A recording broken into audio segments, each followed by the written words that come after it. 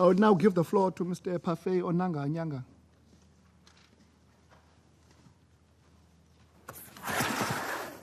Thank you, Mr. President, for the opportunity to brief the Security Council on progress in the implementation of Resolution 2046, which concerns outstanding bilateral issues between Sudan and South Sudan and the conflict in South Kordofan and Blue Nile states. Before proceeding further, allow me, Mr. President, to congratulate members of the Council for your recent visit in the region. In earlier reports to the Council over the past year, we drew the Council's attention to the improved relationship between Sudan and South Sudan. The change of government in Sudan earlier this year provided new impetus for this positive trend. Eager to open a new chapter in relations and to secure peace across Sudan, the new transitional leadership in Khartoum encouraged President Kiir to intensify his mediation efforts between the governments in Khartoum and Sudanese armed groups. President Kiir readily accepted the invitation and has since dedicated considerable efforts to advance this noble cause.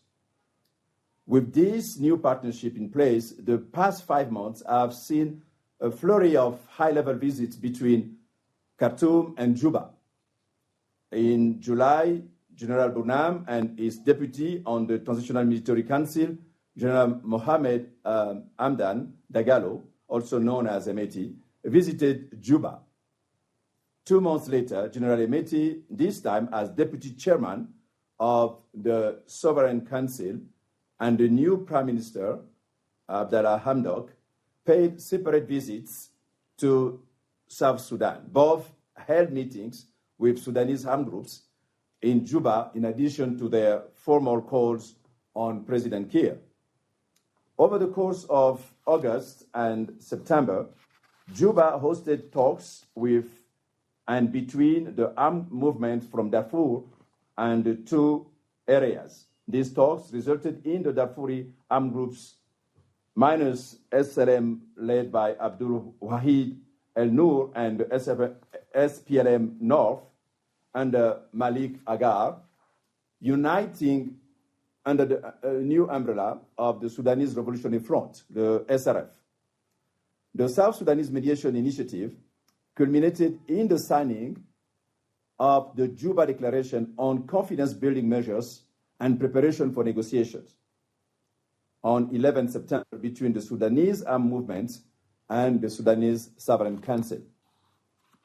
With this agreement in hand, General Emeti also engaged with SPLM-North, Abdalla Aziz al-Hilu, who made a gesture of good faith by renewing the SPLM-North unilateral ceasefire for another 3 months and expressing his readiness to join future rounds of negotiations in Juba. So far, the Sudanese opposition appears comfortable with President Kiir facilitating their negotiations with Khartoum. That said, several other countries have expressed an interest in hosting coming phases of negotiations, and some of the Sudanese stakeholders have asked that Juba consults with other neighboring countries as they pursue their own mediation efforts. As agreed in the Juba Declaration, the Sudanese government launched substantive talks with the Sudanese armed movements on 14 October. These talks are expected to continue until 14 December. On 21st October, the Sovereign Council and the SRF signed an initial agreement renewing the cessation of hostilities and opening humanitarian access from within and outside Sudan to areas held by armed groups. This marks significant progress as previous peace negotiations between the parties have consistently stumbled on issues of humanitarian access roads to these areas. talks between the Sovereign Council and the SPLM-North and Abdalla Aziz al-Hilu to reach a similar agreement have so far been fruitless. However, both parties have committed to continuing negotiations in November, when the next phase of talks is expected to resume. The next round of negotiations is expected indeed to focus, among other things, on a permanent ceasefire, delivery of humanitarian assistance, the opening of political space, and the return of refugees. In another expression of the involvement of Sudan and South Sudan in each other's peace processes, General Emeti's September visit also allowed South Sudan's first Vice President designate, Riek Machar, to travel to Juba for a long-awaited face-to-face meeting with President Kiir. This was repeated on 19 October, when the government of Sudan again facilitated Dr. Machar's travel to Juba for meeting with President Kiir and visiting Security Council delegation. Mr. President, Prime Minister Hamdok's visit to Juba in September, which was his first visit outside Sudan after his nomination, was devoted to bilateral relations. Discussions between him and President Kiir focused on the peace processes in both countries, trade, oil, border issues, and the free movement of people. In July, the two sides had discussed technical and financial issues relating to oil. Furthermore, police chiefs from the two countries had met in August to explore cooperation in information exchange and related matters. Consistent with his vision for peace and reform in Sudan, Prime Minister Hamdok stated that he wanted to use his first visit to repair the damage caused by the former regime and restore the traditional ties between what he sees as one people living in two states. In his view, this was the first step towards finding a mutually agreed solution to the disputed border areas and Abyei. Indeed, in this spirit, President Kiir and Prime Minister Hamdok discussed border crossing points and agreed that the opening of 6 corridors would be considered soon. The list of pending issues between Khartoum and Juba is long, as most of the commitments signed in 2012 have yet to be implemented. The exception is the agreement on oil, under which South Sudan has so far paid to Sudan some $2.4 billion of the $3.02 billion transitional financial arrangement agreed in 2012.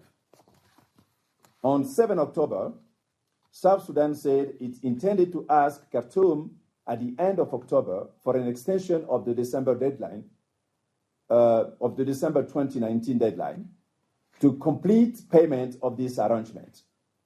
It is also worth noting that the delegation led by Prime Minister Hamdok met their South Sudanese counterparts in foreign affairs, interior, trade, and industry, as well as energy and mining, to discuss pending issues.